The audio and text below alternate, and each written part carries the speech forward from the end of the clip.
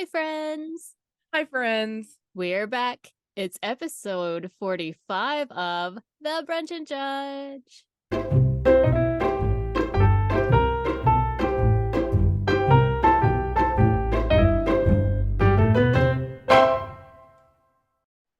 Yes.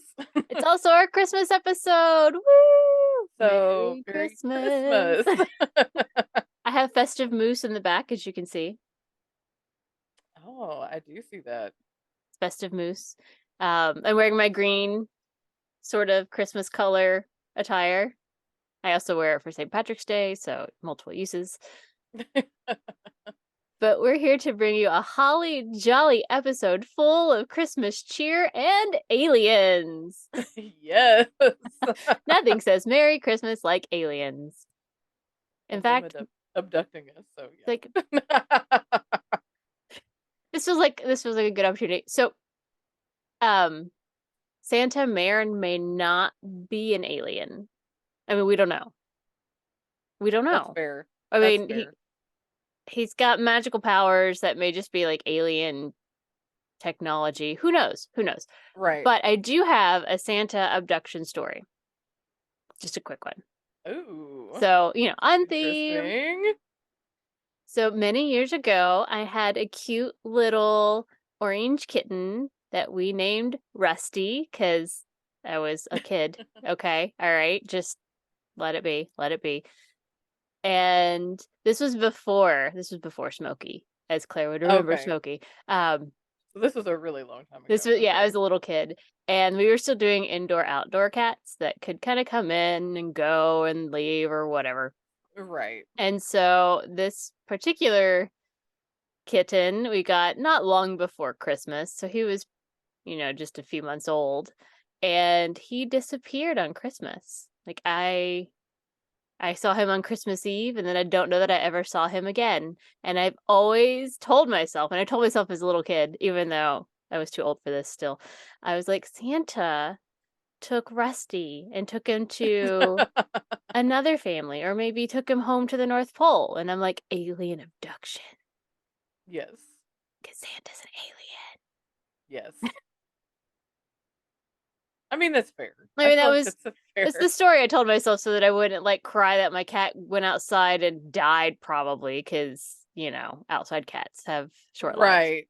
Absolutely, yes. And then I've never asked my mom about it because it wasn't long after that we got Smokey. Like it was probably that next spring that my dad let me adopt a kitten without asking mom. Haha. Thank you, Daddy. So he Your was dad likes to do lots of things without talking to your mom. he just sometimes he just takes the role of parent really seriously and just can't say no to his precious cute little baby daughter who's holding a tiny precious Kimpton that her cousin was like, "You can take one home." His name was Slim Jim. He became Smokey. Slim Jim. Hmm. I don't think I knew that. Yep. That was I his don't think his I birth knew that. name. His birth name I was don't. Slim Jim. I don't think I knew that about Smokey.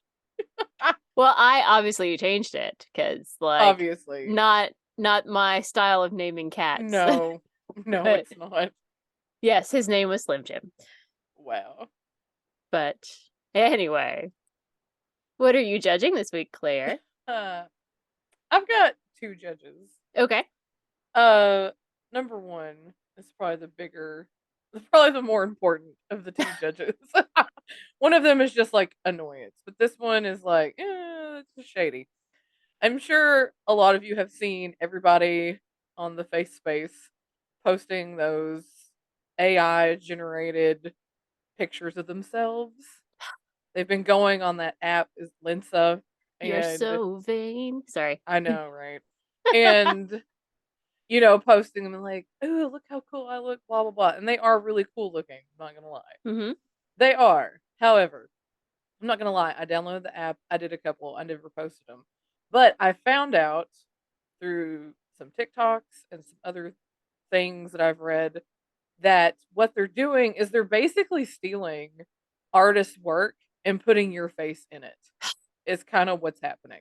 That's And garbage. these artists are not getting paid for this. And if you look at some of them down in like the corners, you can see where the artist has like signed their name and it's kind of like cut it out or blurred it or distorted it so you can't see what it says. It's just they're stealing. They're That's stealing. yeah, And that's these artists are not absolute getting theft. paid. Because this Yes. isn't free. People, you have to pay for this shit. I Yeah. mean, Yeah. so And they're they're making money on other people's art. That's not okay. yeah, other people's digital art that has been online, which is just like, can nothing in this world just be nice? I mean, it's like you're like, oh, this is a cool app, but then you're like, Mm-hmm. oh, but the basis of this app is shitty. Well, So I instead of going and like doing something on this app, how about you go and get like a real artist to like do a mhm. rendering of you for Christmas or something? I Yeah, mean, and I'm these people sure. have bills to pay. I'm Well, and the just other thing saying. is, I'm sure almost everyone out there has some artist friends that maybe art isn't their main line of work or anything, but they're Right, really talented. You can pay them to do one of you, and it's going to bring right. everyone joy because now your friend gets to make art and gets paid for it because you have to pay your friends. Don't be a dick. And Yeah, don't then, be that person. and don't do this exposure bullshit. That's garbage. Oh, you know what? You You can't pay pay. your rent in exposure. That's right. If I had $1 for every time somebody was like, "Oh, it'll be good exposure," like for the theater, Yes. ugh, You're we like, could have built our own fucking building by now. hmm.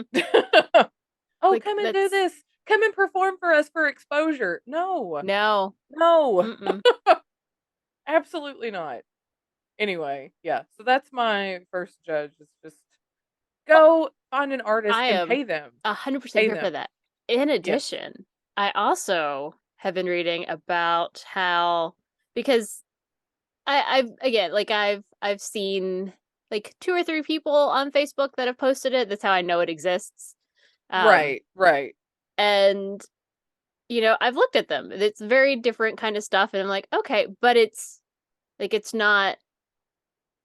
it is not an accurate rendering of the person. Like some of them look more like them than others, because again, Right. but apparently it is very problematic for people who have any kind of body dysmorphic issues Oh, yeah, I didn't or even think of any that. kind Yeah. of disorder. Like I mean, it someone who has disordered eating, I think, made a post about it, and like it's really harmful for people to do that and be like, this is what I'm supposed to look like this, and I don't look like this. So they see this and they look Okay. in the mirror, and I'm like, guys, don't what? Why are you? Why is everybody posting like?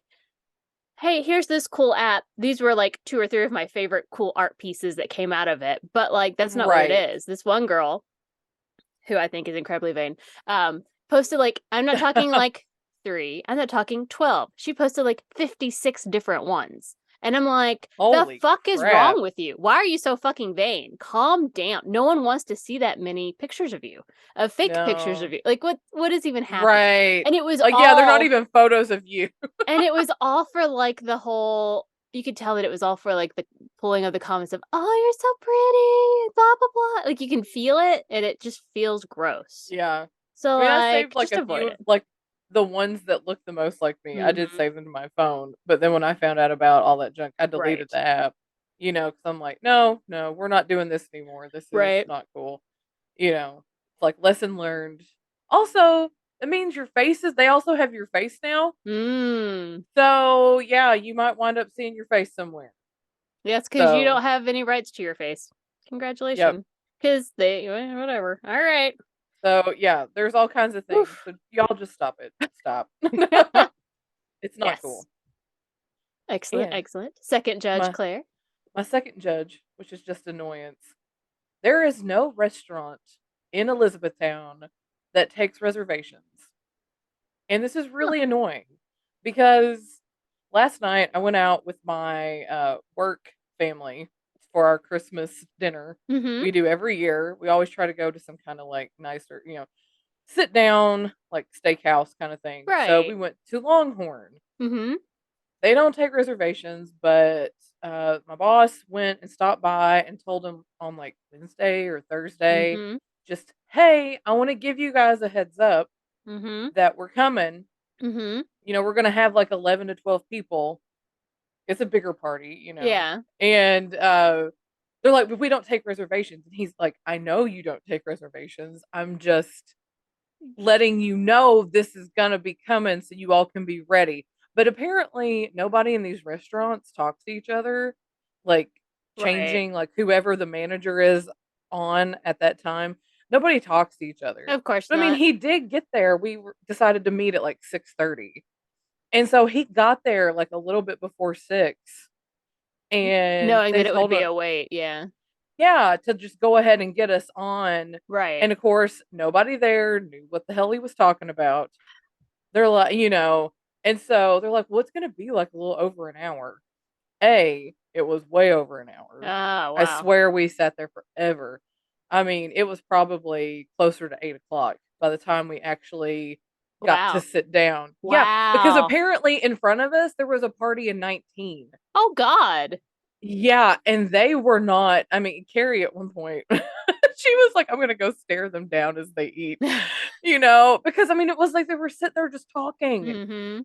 And now at that point, it's like, okay, you all need to leave. There are other people who are waiting, you know. So we wound up ordering appetizers at the bar, which kind of tided us over because we were all getting kind of hangry Well, yeah, it's, at that late. point, It's fair. But like by the time the whole thing was over with, it was almost 10 o'clock. And I'm like, who has that kind of time? And Mm-mm. it's like, why? Like, there needs to be some kind of restaurant that takes reservations. Because I know anytime we Well, went out anywhere in Lexington with Craig and Aunt Shalee, mhm. they always made reservations for, I mean, Well, yeah, and all the I'm time. surprised because, and maybe it's just because I'm on the West Coast and we still have a lot of leftover COVID stuff, but, like, we still have a lot of restaurants that prefer reservations or require reservations for parties over a certain number because they can't, Right? it's like staff-wise, they just have to make sure they have enough staff and can Yeah. manage it, so I'm like, it's weird to me. Yeah. But nobody, Hmm. nobody in this town takes reservations. I mean, the best you could do would be, I know like Texas Roadhouse hasn't their app where you can put your name on the wait list and Mhm. it'll tell you what time to be there. Mhm. And then when you get there, you text and you're like, you're here, let them, or on the app you do. And then they'll be like, okay, we're going to try to get you in the next whatever. And every time I've done that, but it's only been just like Brandon and I, Right. we've done it I mean, it's worked great, you know. But now the Longhorn one we did a couple years ago for my birthday / Valentine's Day. Mhm. And I put us in and they're like, it's an hour and a half wait. I'm like, okay, that's great. He has to drive down here, Right. so he's got to drive to my house. Then we got to drive from here to the restaurant. That'll be fine. And then we got there and they're like, oh, but it's still like an hour and a half wait. Even though we did that. Yeah. Wow. And I'm like, Longhorn, this is You bullshit. have failed. Yeah. Like that part of it. Like Yeah. once we were seated, you know, the wait staff was fine. Right. Like they were efficient. We had two waitresses working our bigger table and it was fine and it was great. Once we sat down and got food, it was Well, fine. I mean, that's good at least. But it's just aggravating because it's like you all could avoid so much of this if you would just like, especially like you said, like make a reservation if you have a party over X amount or whatever, do that. So that was it was aggravating. We were all aggravated Mhm. by the time I mean, we were getting hangry. It was, you know, I mean, once we got the apps, I mean, we had been sitting there drinking too. But once we got the appetizers, it kind Yeah, of, you were able to, like, it okay, quelled we're it a little yeah. bit. Yeah. But we were still just like, God, why is this taking so long? Mhm. And I mean, it could have been avoided because we were trying Yeah, I think that's to what's do it the frustrating is that correct. you're like, we understand you Yeah. don't take reservations, but we just wanted you to know so that you could maybe Right. intentionally sit people knowing that there's a larger group coming, like, Right. And whatever. one of the steakhouses, they've got like a party room or a conference room. And we would always try to get that. Mhm. But we called and it just rang and rang and rang and rang and Hmm. nobody picked up. And it was like, but I mean, really like going to Colton Steakhouse, Mhm. but it was just nobody picked up. So Yeah. it was like, okay, you're lost because Right. It's like, we tried. yeah, we wanted to see if we could get that room. Now during COVID, they were like, we're not seating anybody in that room. which I Right. mean, I get it. Whatever.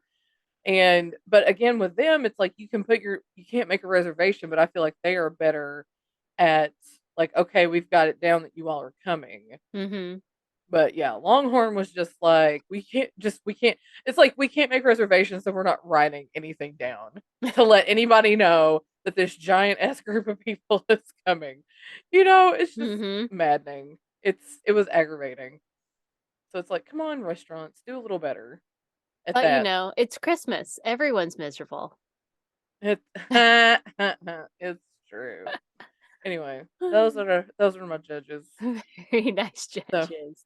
what are you judging this week? Well, I figured I would stay on the Christmas trend here, and I would judge the thing that I hate the absolute most about Christmas, other than the obvious capitalism.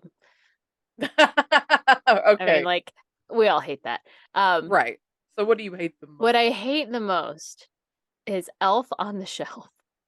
Mm, So, like, that's fair. here's the thing. That's Here's the thing that just makes me stupid. Like, it didn't exist. It didn't exist at all until what, like 2000, early 2000s? I swear it didn't come out yeah, till like then. There was no such because it was a thing. book, right?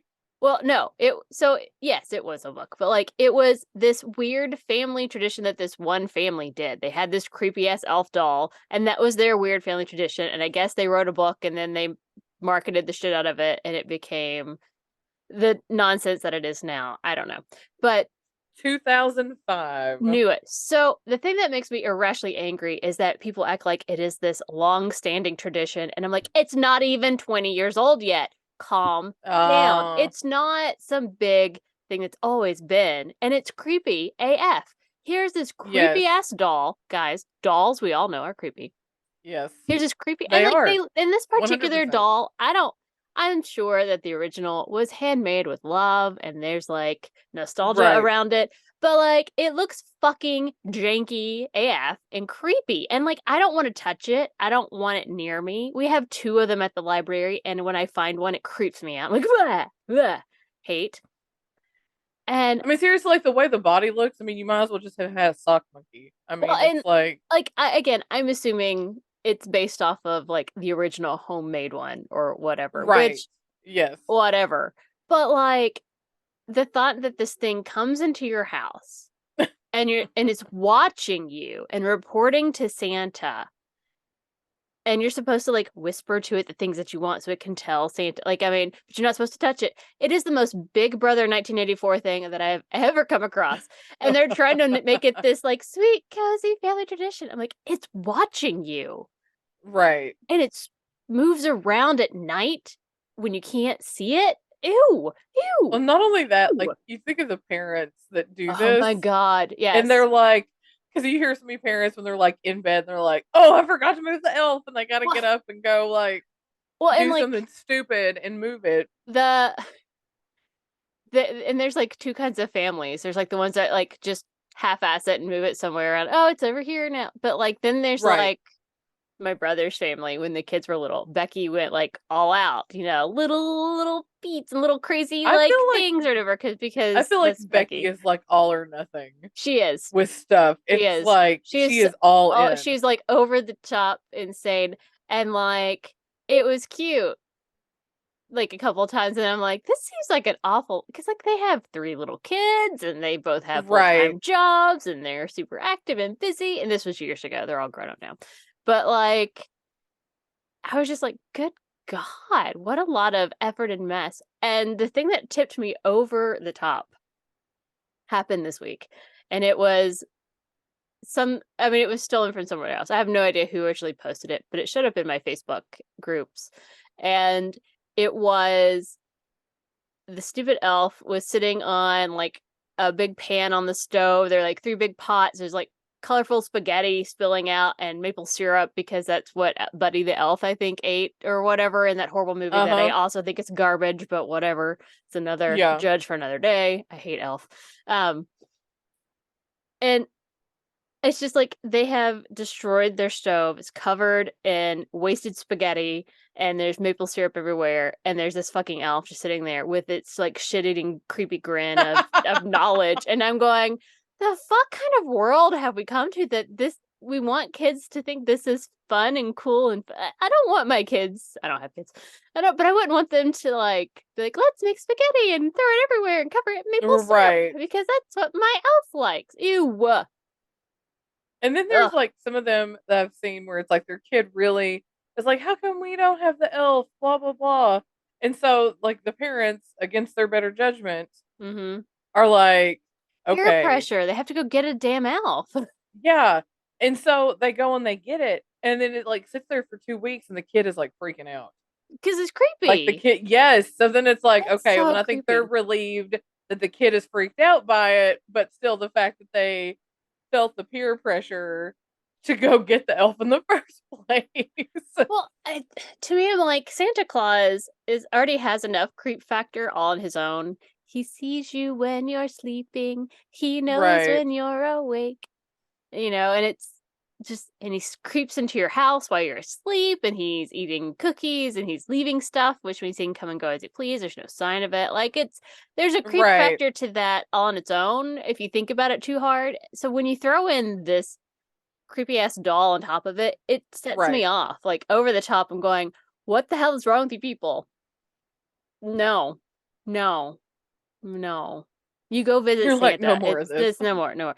I just authentically hate Elf on the Shelf and all of the stuff around it. Like, don't get me wrong. If you have kids and they have a great time and you have a great time, go live your best life. But like, it's all this weird thing that just overnight was created. Again, that is marketed as though it has been like centuries of tradition. I'm like, fuck that. It did not exist until Right. the early 2000s. So like, I'm over it. I'm over it. It's gross. Excellent judge. Thank you. It's creepy. Super It creepy. is creepy. Bleh. Bleh. Hmm. I know. Just thinking All about it right. again, I'm like, bleh, ugh. Hmm. Yeah, because dolls are creepy in the first place, and that's just like, Yes. Yes. Because, Claire, what if, throwback, what if inside of that creepy elf doll is actually the bones of an elf? stop. No. Bleh. No, no, no. We're not going there. No, no. All right. Well, Okay, on to the main portion of the program. yes. And a Merry Christmas to all of you who are celebrating Christmas today. And to those who aren't, Happy Solsticing! Yes. Yay! Happy holidays and all of that to everybody who does not celebrate Christmas. Happy day that most people don't have to work. Yay! Right. Enjoy sleeping in and watching the same Christmas movie on repeat all day because that's what TNT does. Or did. I don't know if they do. That's still true. I don't have cable. I just remembered 24 hours of A Christmas Story on TNT. Ugh, right. And I was like, I hate this movie. Uh, Anyway, on to aliens. What could be more Christmassy than aliens, Claire? It's true. So I go first this week, and this week I am bringing you the story of Nova Scotia's Shag Harbor, also known as Canada's Roswell. Okay. Now, I had never heard of this until I heard like a brief little story of it on a podcast I listened to. They had the host from the Nighttime podcast. His name is Jordan, and they were like telling little short story tells or whatever. And he was telling this one because it's close to where he lives because he's Canadian. So these are my sources: Jordan from the Nighttime podcast, Wikipedia, Atlantic.ctvnews.ca, and the Wall Street Journal. Because Ah. why not the Wall Street Journal? What a random thing. Okay, so Shag Harbor is in Nova Scotia. And yes, it's called Shag Harbor, and they get a lot of jokes about that. Oh, I'm sure. It's actually named after a type of bird called a cormorant. Um, it's called so it's like one of the species of that is a shag or types or varieties or whatever. Okay. It is actually a very small fishing community. It's not very big at all. And this takes place in 1967 on October the 4th. So this is this is an unusual kind of UFO experience because lots of people saw this and there's lots of um Canadian, I'm not sure what the word is. So like police, the Mounties, but also like their military. There's lots of different hands that end up Okay. being involved in this. Okay. Um so it's unusual because there's a lot of government documentation and lots of Oh, reports and okay. things as opposed to most UFO stories where it's like I saw this thing and nobody else saw it but me and my two friends and we were drunk or whatever. You know. That's true, though. Well, I mean, so I live Oh I gosh. live in Washington and it has some of the highest UFO sightings of all the states.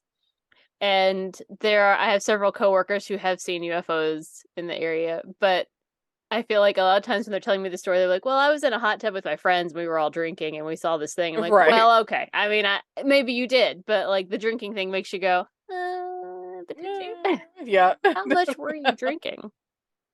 Also, pot is legal here, so anything else? Right.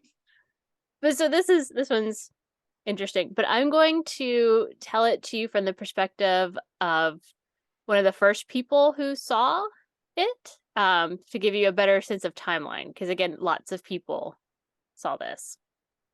Okay, so his name is Laurie Wickens, and in 1967 he was 17 years old.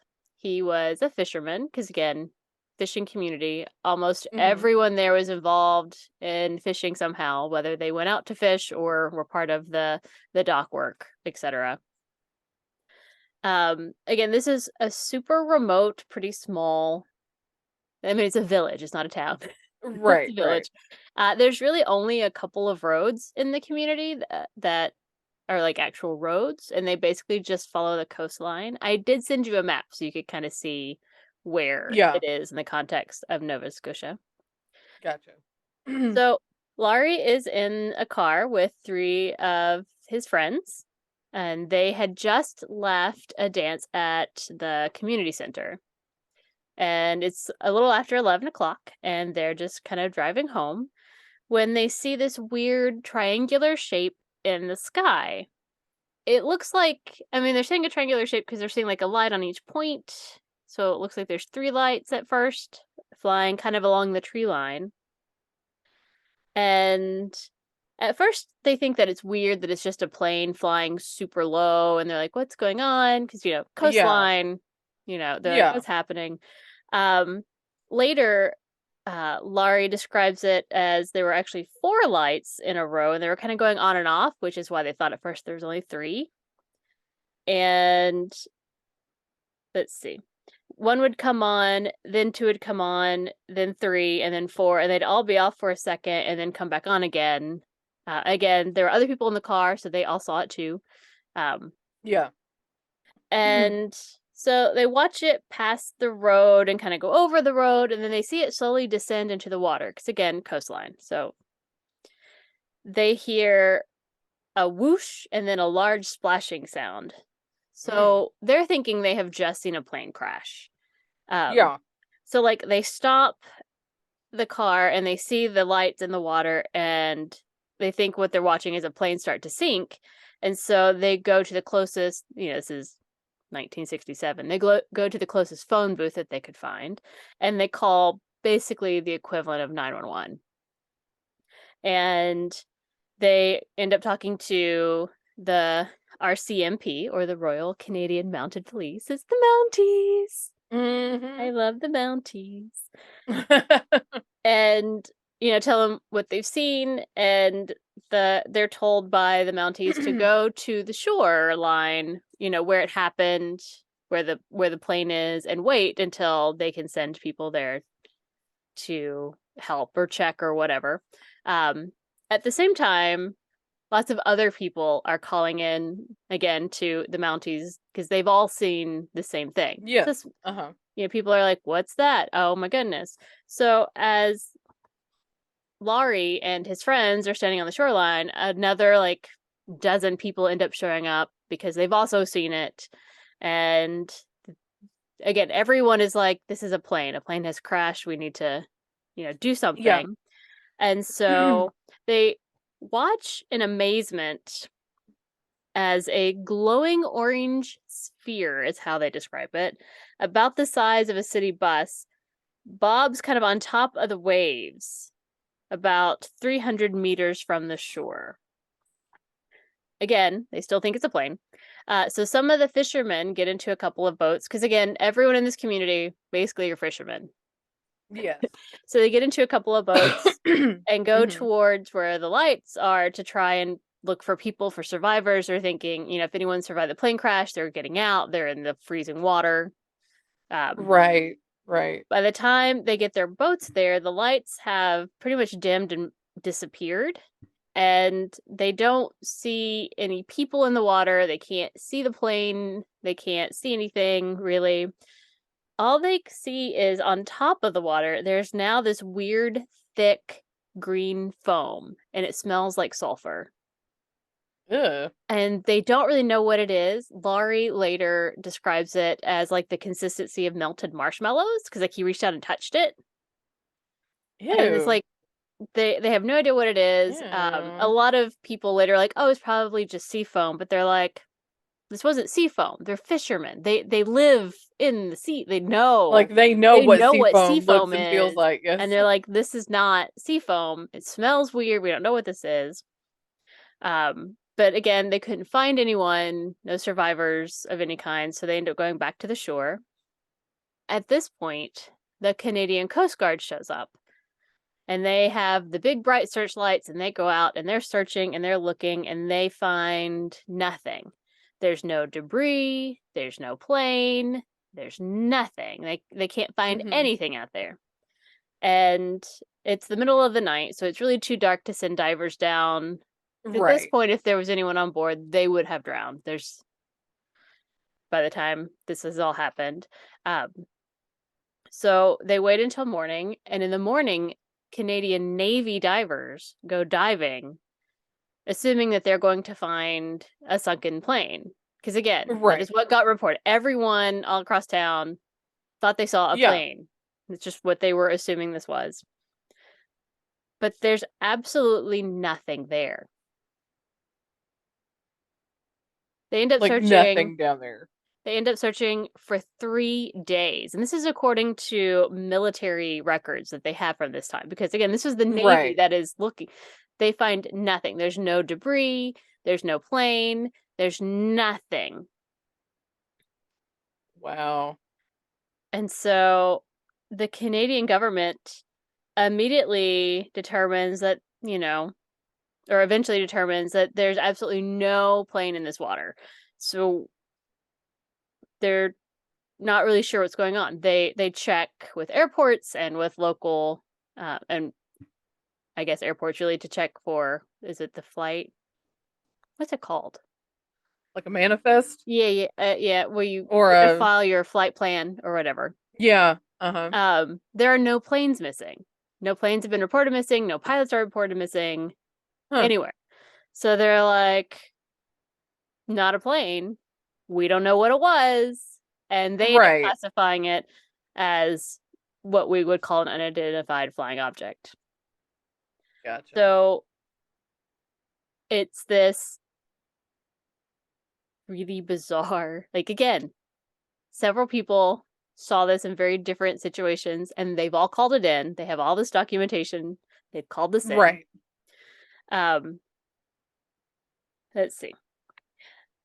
About 36 hours after the initial sightings, several Defense Department officials sign off on a memo that make it clear to authorities that they had no idea what they were dealing with. A preliminary investigation has been carried out by the Rescue Coordination Center in Halifax, the memo says. It has been determined that this UFO sighting was not caused by a flare, float, aircraft, or in fact any known object. Wow. And so, like, unlike the United States of America, where they take all that stuff and then they hide that shit. I was getting ready to say, I'd be like, well, they're way more forthcoming than our Mhm. government is. So they have this one of the really cool things about Canada and dealing with UFOs. Their records are much more open. Like, do they have classified things? Like, I'm sure they do. I can't imagine any government that doesn't have Right. some stuff that they don't keep. But like the general feel of they see something instead of being like, oh no, it was just a weather balloon. Right. Like they're just like, we don't know what this is. It's not anything that we've ever heard of. There's nothing that we know about it. And so like the whole town of Shag Harbor like embraces this incident that happened to the point now that they celebrate it every single Nice. year. So every year, at the beginning of October, they have like a festival or whatever where all of the witnesses that are still alive will recount what they saw on that evening. So they'll all tell their stories and their experiences and that they touched the green foam or whatever. And Right. they do this every single year. But that's only really one part of the story because there were other reports of this UFO sighting from that same night. So these are all the people in the town who saw it and thought they were seeing a plane crash. But two Air Canada pilots also reported it as well and their report was that it was heading towards the area of Shag Harbor. Okay. And then several years later, two cargo pilots and their crew said that they had also seen the lights, and I'm not really sure why they waited so long to tell. I guess there's that fear of not being Right. believed Like or being made fun of or people being whatever. like, "Oh, you're crazy," But it turned out that any of they that. saw it too enough. So like at first the two Air Canada pilots thought it was just another plane, but it wasn't on any other stuff, and there was no reports of plane, and they were like, "What the fuck are we seeing? It's going that way, so we're not going to worry about it," kind of a thing. Several years later, the two cargo pilots and their crew uh, that finally reported seeing it for whatever weird reasons they waited. Right. This is what got printed in the Wall Street Journal. Um, it was printed in the opinion section, and it was written by, I'm going to butcher this probably, Ralph Lowinger, who Okay. was a pilot. And he was a pilot on the cargo plane. Let's see. So he does this as a rebuttal to a previous pilot's opinion that got printed. And so he says, so UFOs don't exist because you and your friends have never seen one? I know they exist because I was the co-pilot of a Pan American cargo flight with 5 crew members who clearly saw their formation. It was on a crystal clear moonless night over Nova Scotia's south coast, and we all watched and saw the same thing through different panes of cockpit glass. Their dance was from another world. It lasted 5 minutes and terminated with the most dazzling feat of aerodynamics we had ever seen. I have now retired to the largest fly-in community in the world, in which many highly trained observers know that UFOs are real. Cataracts and floaters aside. My assumption is that the initial opinion was like, Said that's just something it's just about cataracts and floaters. You need to get the eyes checked or whatever. And it's like, right, fuck right. you, asshole. But again, the thing that really stands out about this is how this whole community saw this and reacted and were there and watched it. Because, like, they watched it go into the water. They came to where it was in the water. They saw the lights in the water. And then it was Yeah. just gone. Gone. So, one of the leading theories to try and explain this away is that this is fascinating to me. The U.S. government during this time, because this is late 60s, so Mhm. Cold War, bad Mm. Russia. Soviet Union Mhm. is scary, blah, blah, blah. So at this Right. time, the US government had surveillance satellites that would take pictures of Russia as it crossed over. And we're not in the age of digital photography at this point. Like, it's Right. taking Yes. actual pictures on actual film. And so it would drop film in a canister. I'm sure it's huge. I have no idea. Would drop these canisters for the US government to pick up, and it would be dropped with a flare, and then a submarine would come Oh, by and pick it up. So gotcha. that's one theory. So this was actually just a film canister being dropped. It was a flare that they were seeing, and the reason that nothing was found is because a submarine came and picked it up. But that still doesn't explain That the green seafoam stuff. well, Like, it smells like sulfur. That still doesn't and explain I that. argue a flare is not blinking lights; it's a flare. Flare, yeah. So it doesn't really explain that And it would either, just be 1, not 4, you know? right? Like, yeah, that's And so I'm like, all eh, right. I mean, cool to know that that was a thing that happened back in the Cold War, by the way. But like, right. I don't buy it. It doesn't really explain away what people reported that they were seeing to begin with, Right. because they weren't reporting I saw a UFO. They were reporting lights and a plane, and like that's not going to look the same as a plane, a flare. Right. So, No. Mm-mm. second theory. About 50 kilometers north of Shag Harbor, just off the coast of Shelburne, there is an area that was the location for a top secret US military base. And it was disguised to Mm. be an, I'm going to mess this up, oceanographic oceanographic whatever institute. It's like a weird word. It's like oceanographic, and I'm not sure how to say that. It's Irish. Oceanographic. Oceanographic Institute. It's Irish. Hmm. The facility used underwater microphones and magnetic detection devices to track enemy submarines. Again, Cold War. Um, Right. but its true purpose, in theory, wasn't revealed until the 1980s, in which sources say that there was a secret flotilla of American and Canadian ships that dispatched to the area that the plane crashed. And there was speculation about Russian submarines as well, but also extraterrestrial Oh. visitors. And so the theory is that there was potentially that it was all like the institute was a cover up for the US secret military base that was monitoring Russia, but that was actually a cover up of dealing Gotcha. with extraterrestrials. Aliens. Ah. So it's cool. Um in Shag Harbor today, there's now a visitor center, of course. I sent you a picture Mhm. of the magical visitor center. And it is called the Shag Harbor Incident Interpretive Center. It is located in the fishing village of Shag Harbor along the South Shore and chronicles the sighting of a UFO which crashed into the waters, leaving no trace other than foam. Dun, dun, dun, dun. So, visitors who go to the center can view the several television documentaries that have been made, newspaper articles, other Yes. memorabilia. They have, of course, an exhibit on outer space because it's aliens. Of course, they have a nice gift shop. My favorite thing is that they have a UFO gazebo Yes, let's go. slash picnic site that Nice. is about 3 minutes Mhm. up the road from the center at the site where people watched the now UFO descend into the water.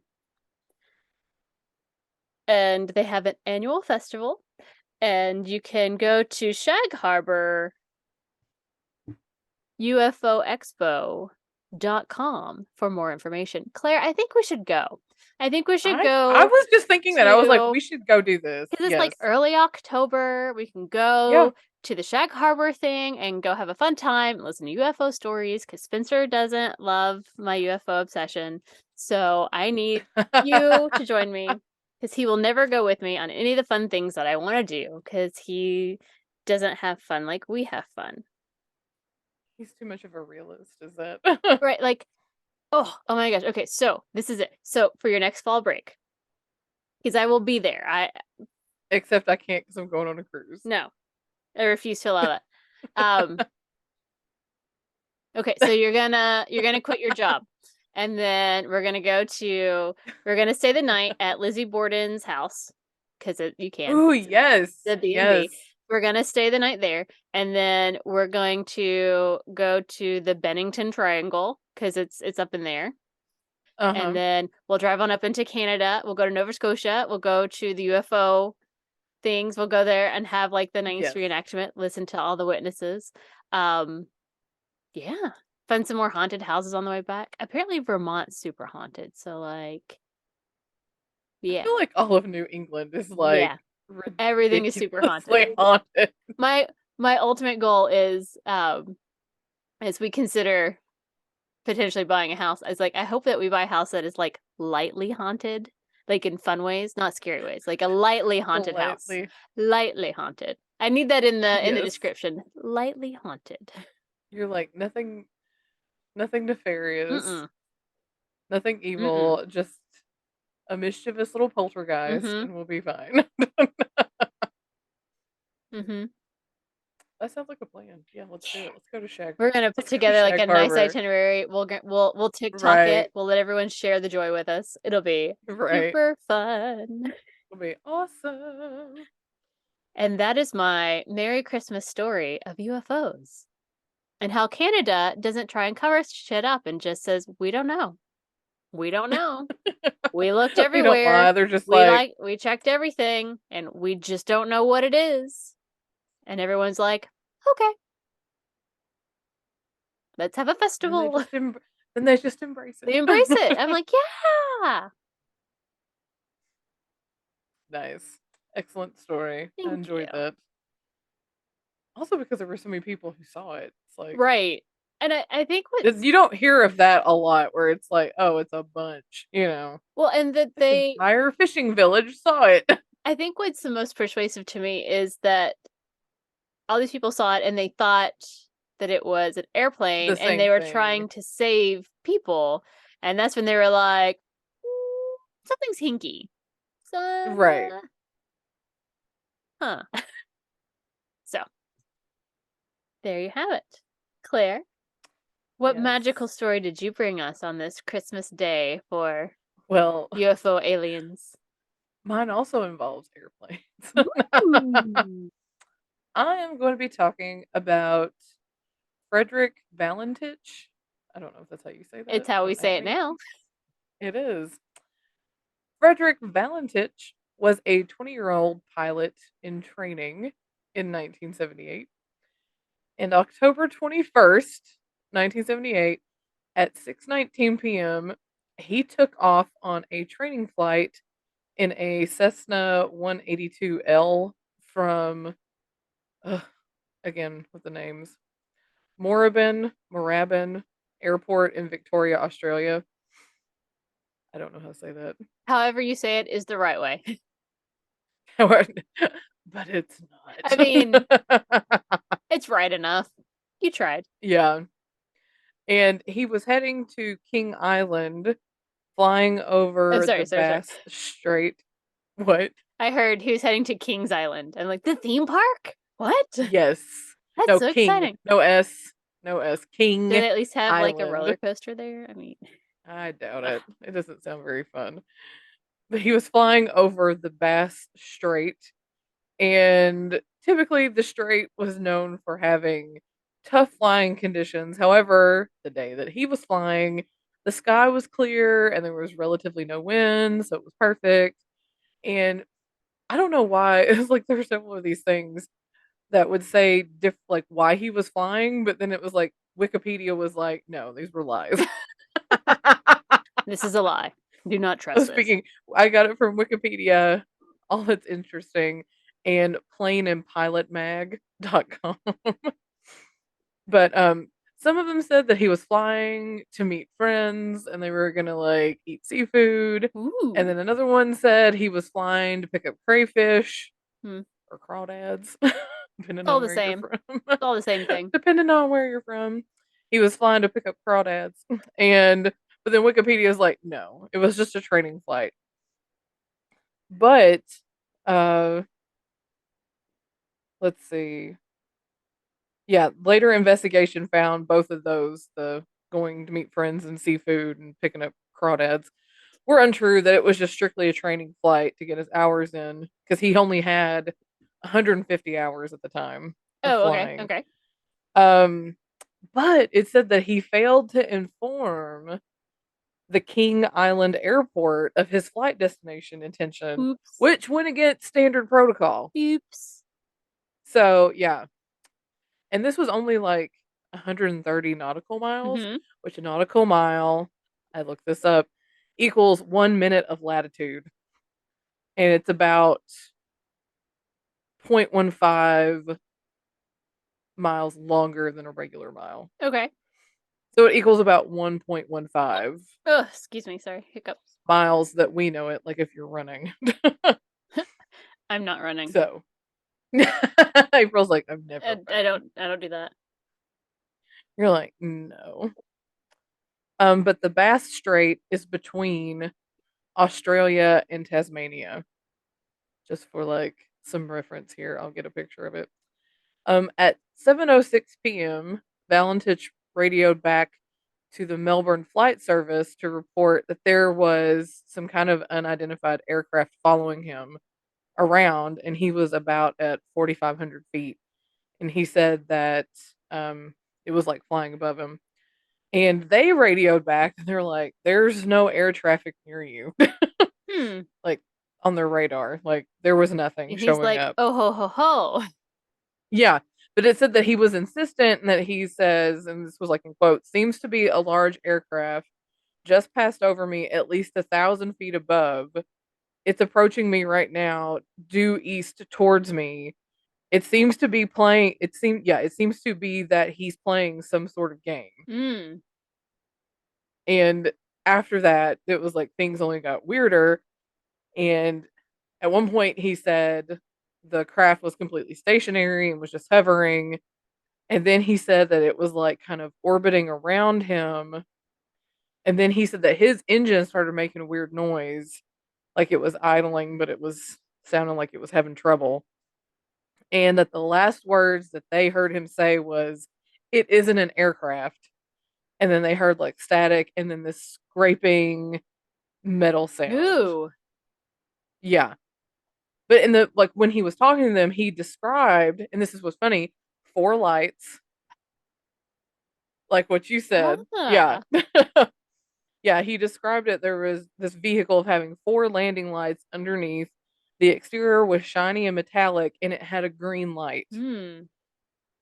So that's what he told them over the radio transmission before everything cut out. But yeah, the last sound the transmission heard was a metallic scraping sound, and then it's just nothing. And so the obviously the radio officials assumed that he had crashed, Mm-hmm.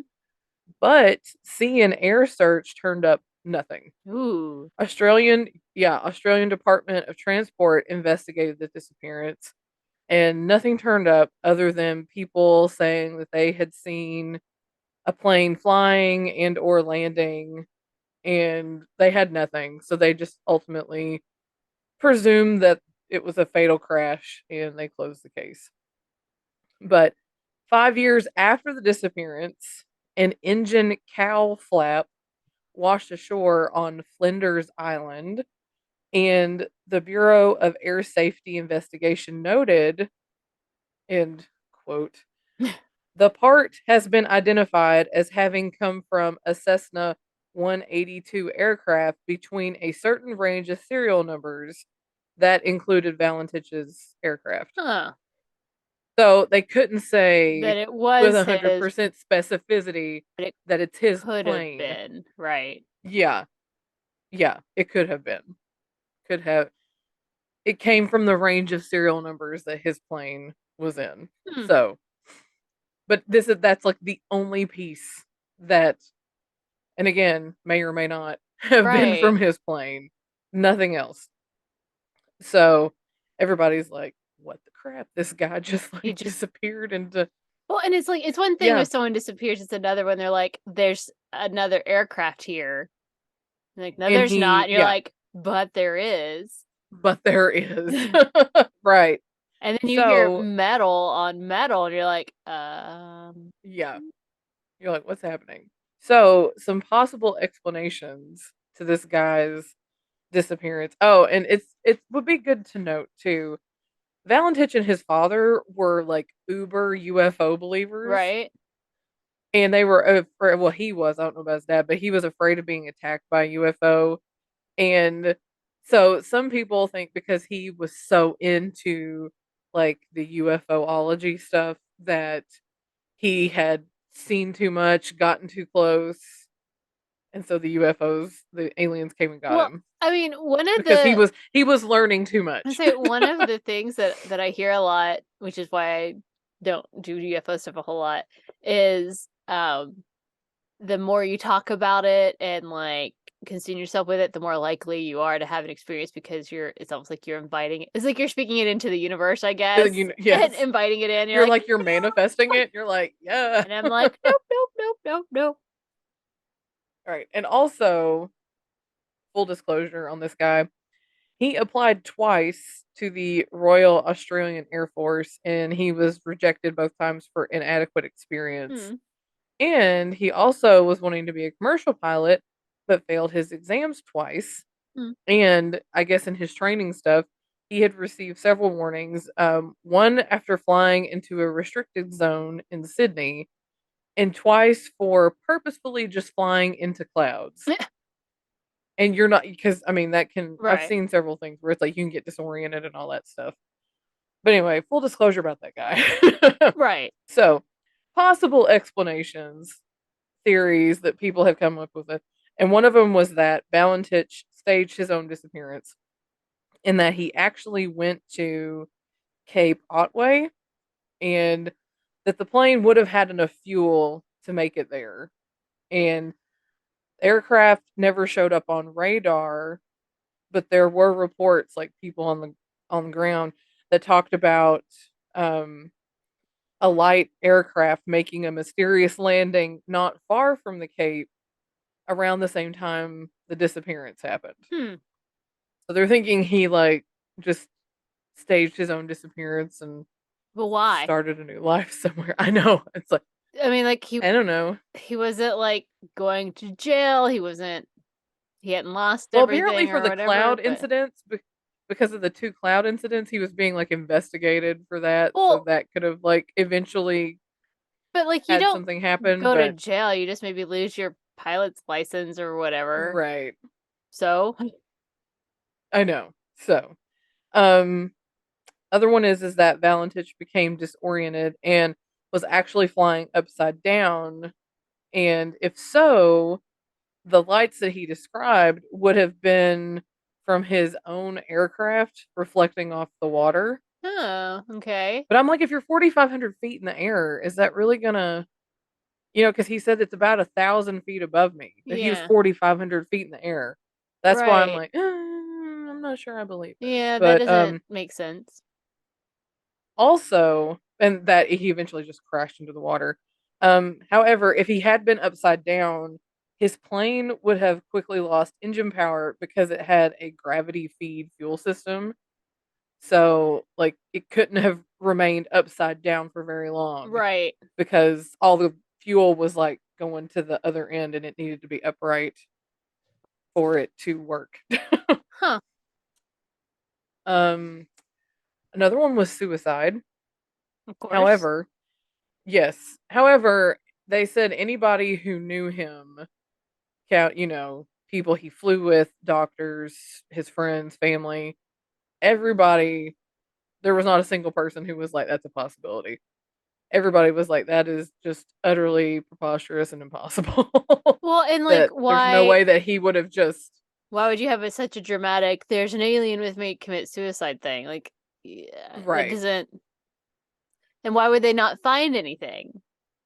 Because, Right. like, they knew the moment he disappeared, so I assume they went looking quickly. Yes. Yeah. And then it's just like, and there was Mm-hmm. nothing. um, Another one is United States Air Force pilot James McGahey and an author named Joe Nickell. They propose, after listening to the radio transmissions and reading the transcripts, that um, his inexperience, Valentich was so inexperienced that he was deceived by the illusion of a tilted horizon. Hmm. How sometimes you can just it looks different, and so you think you're one way and you're really not. Um, and so he inadvertently put his aircraft into what they call a downward graveyard spiral, where you're just and that possibly when he mentioned that the aircraft was orbiting him, that he was actually going down in a spiral, and that the G forces of going in the spiral um, would restrict fuel flow, causing that rough engine idling that he talked about Hmm. in his transmission that he reported. And they also proposed, but I still don't think this. I don't. It's my own opinion, but whatever. They also proposed that the lights he reported were the planets Venus, Mars, and Mercury, and the bright star Antares. Antares. I'm sorry. Antares. No, there's just. But he said it was like 1,000 feet above Well, him. And I'm I like, just. I don't planets are way up higher in the feel sky like than that. anyone. I just don't feel like anyone is going to mistake stars and planets for, Exactly. like, That's what I'm like. lights that are, like, I don't like around that you and one. following you and near you and whatever. Like, that's not. Right. I hate that. I hate when people use that. It's like, oh, they were just seeing, like, a really bright, Mars, and I'm like, Right. fuck you. But it's like, No. I know, right? And that's their take on it. I'm just like, I mean, no. I'm more willing to believe the lights reflected in the water thing over that. I'm like, that, Right. Right. because, like, I can see someone misjudging 1,000 feet and 4,000 feet, but I don't see someone misjudging 1,000 feet in light years or Space. whatever, like In all of space. space. Right. Ugh, Right.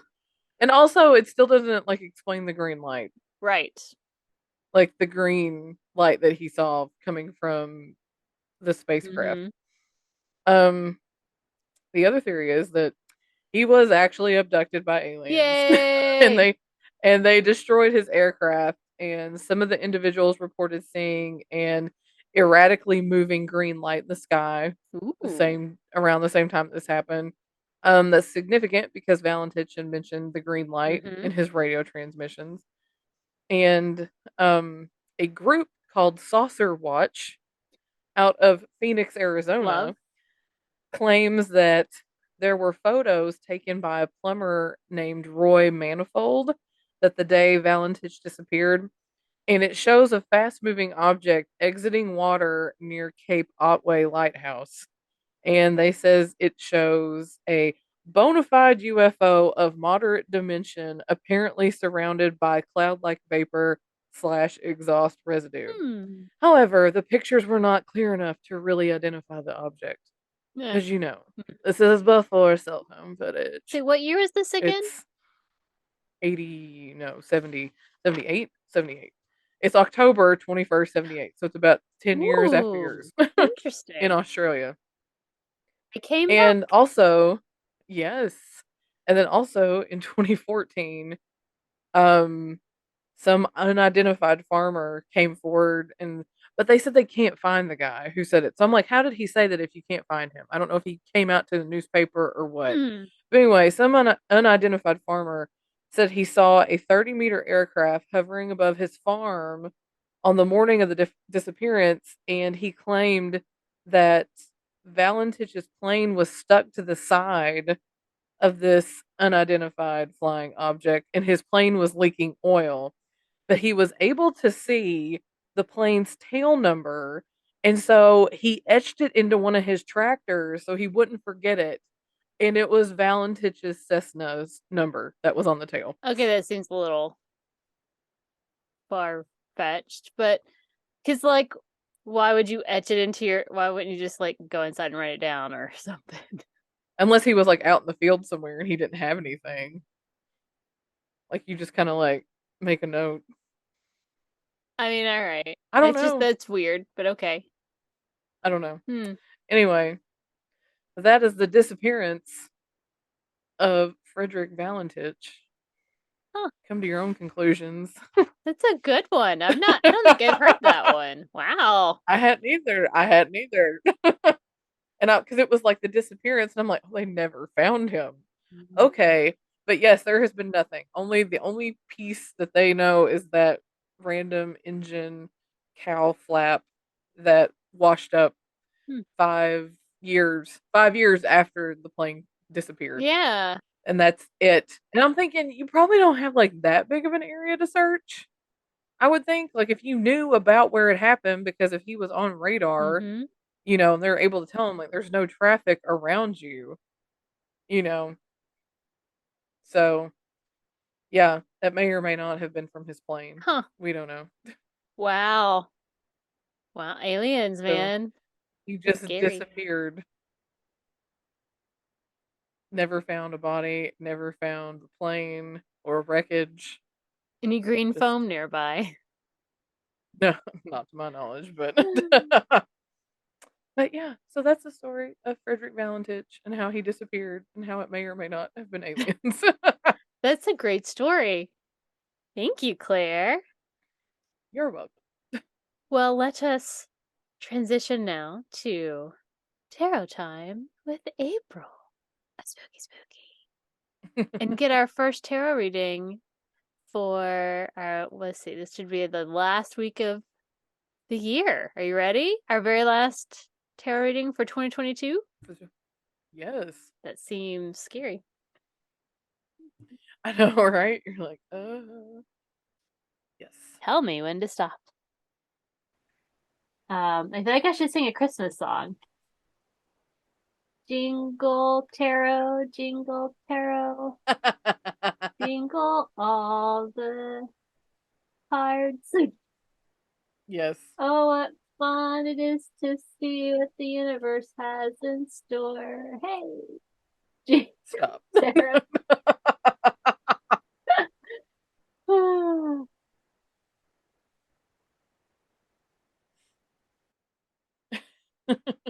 right. We start our last week of the year with the Lovers. Ooh. That's my birth card. It's Claire's birth card. One of my birth cards.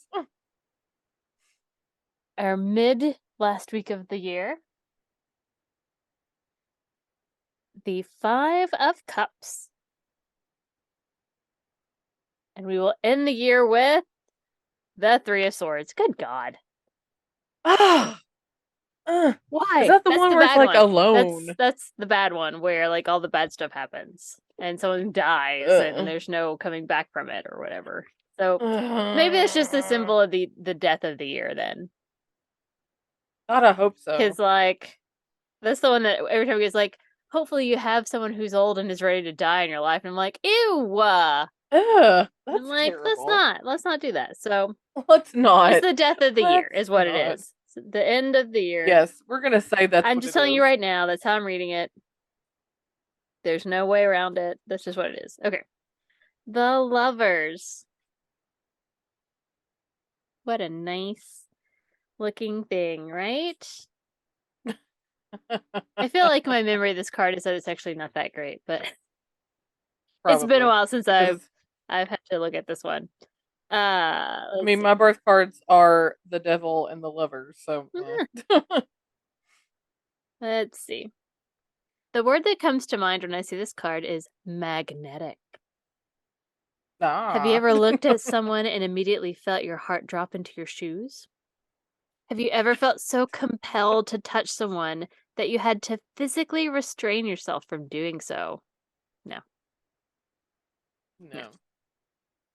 No. Not, I mean, like, no.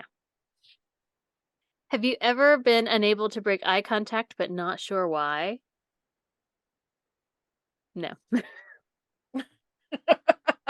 You just grin and accept the fact that your life is going to change. That's this card. It doesn't even have to be romantic, although that's most often the case. Some people who walk around on this earth are tribe. They're yours. You might take a couple of decades to find them, but once you have, they're yours. It's as if they were never not in your life and they fit in your nook perfectly. It's kind of awesome, really, walking around collecting your people. I'm a fan. When this comes up in a reading, it's about attraction, sex, self-esteem, and confidence. Is rearranging your life to center around joy. Oh, so this is actually a good card. Cool. Let's see. When this card shows up in a reading, it doesn't represent those who are dating or those who like each other. This is about love. The kind of love that inspires poets and that holds us to our highest ideals. Dan Savage has a relationship theory called the price of admission. Oh, okay. In it, he talks about relationships being based on us believing the best about our partners. Eventually, we're farting around each other, but when you love someone, you pretend every day that your partner is the better person they presented at the beginning of the relationship. We become better people than we actually are by living up to the ideal us that we have shown to our partners. This card is the love of sonnets, of fate of forever. I think it's actually only a bad card if it's Inverted. no. If you pull it, like if you're pulling it for your relationship and it's the lovers, it's actually a little bit too extreme because it's like the love of poetry or whatever. Like, nah, it seems a bit Right. much. You want something that's gonna like withstand and not like be impossible to maintain. And I think the lovers feels Right. impossible to maintain because I remember I pulled a card for Spencer and I that was actually like that was my question or something. And I think it's like maybe like the Three of Cups or something, but it was a much better card for like longevity of relationship. I'm like, yeah, tell me Right. what I want to hear. That's how it goes, man. All right, so that sounds good. That sounds good. Finding our tribe and being happy in our tribe. Lots of sex in the last week of the new year, apparently. Or so it says. All right. Five of Cups. I call this card the maybe life card. It's weird. I talked with a friend who said that his high school sweetheart was pregnant with her first child and that it completely emotionally devastated him. He said that he felt stupid since it's been almost 20 years since he loved her, but that it hurt like he loved her and lost her just yesterday. I got a little affronted at his dismissal of this love. It's real, it existed, and it probably still exists in some form.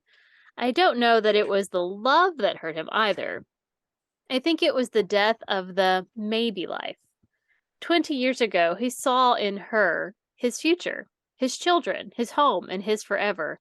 He watched himself grow old and die with her by his side. Even though life stepped in and separated their paths, that maybe life was still breathing just a little until her path shifted just enough to make the maybe life completely impossible. Oh, okay. Interesting. The child that wasn't to be, the friendship that dissolved, the loved one who died so quickly and so soon. We carry these around in ourselves, and when we're feeling like right bastards, we hold them up against our lives to see what would be different. Would I have more security? Would I have more joy every day? Would I be loved more, touched more, appreciated more? I feel like this card is making me sad. Does sound like a kind of depressing card for Christmas. Mm-hmm. The Five of Cups in tarot is pretty much defined by maybe lives. The person is staring intently at the Three of Cups that have spilled. That is correct. There are 3 spilled cups. Just checking. And completely ignoring the 2 cups behind him. We tend to look blissfully at the maybes and forget about the arguments in the relationship, the growth that we needed to experience, the choice that seemed so clear at the time. Going through that, losing that love, moving forward alone, All of that pain really forged us into who we are now, and who we are now is perfect. It's so much closer to the whole self that is waiting down the road. The Five of Cups is about regret, sorrow, loss, and pain. Is this just because we're thinking about our New Year's resolution and regretting we didn't do shit this year? That's Right. kind of what it feels like. Like, Merry Christmas. Mm-hmm.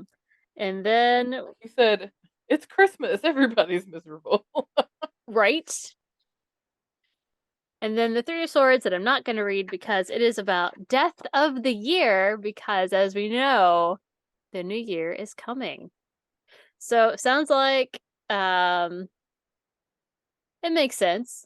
We have found our tribe, we're with our people, because it's like this is Christmas Day, the lovers. That's your people. You're with your people. Right. And Yes. so then in the middle of the week, when you're not with your people anymore and you're thinking about the future and this past year, you're like, man, I didn't do all the things. What if I had done this? Maybe things would have been Like the better. shoulda, coulda, The shoulda, coulda, wouldas. wouldas. That is what that Five of Cups is. The shoulda, coulda, wouldas. I regret not working harder on this, or I wish I had done this instead, or blah, blah, blah. And then we get to the end of the week, which is the end of 2022, and the Three of Cards, or the Three of Swords, signifies the death of the year. That is how I'm reading it. That is how it is. So there you go. You're welcome. I can live It's with fine. that interpretation. All right, Claire. What's it going to be? Yes. What is going to be the very first topic of the new year? Because this is the one that drops on New Year's Day. Da da da da. The first topic for 2023, according to our wheel of fate. What's it gonna be? Uh-oh. Oh. Huh? Villains. Ooh. Setting the tone for 2023. I like it. Apparently. I got some villains. Villains will be good. I like it. All right, guys. We hope you have a wonderful holiday season, that you let go of all of your 2022 misdeeds or whatever, regrets, and you make some kick-ass New Year's resolutions, one of them being listen to us weekly. Yes, please. And go and like and comment. Do all the and things. on that note, you can find us and all the things and all the places at Brunch and Judge. And New Year's resolution time. Please like, comment, subscribe, follow, participate in all of those places with us, and we'll have a good time.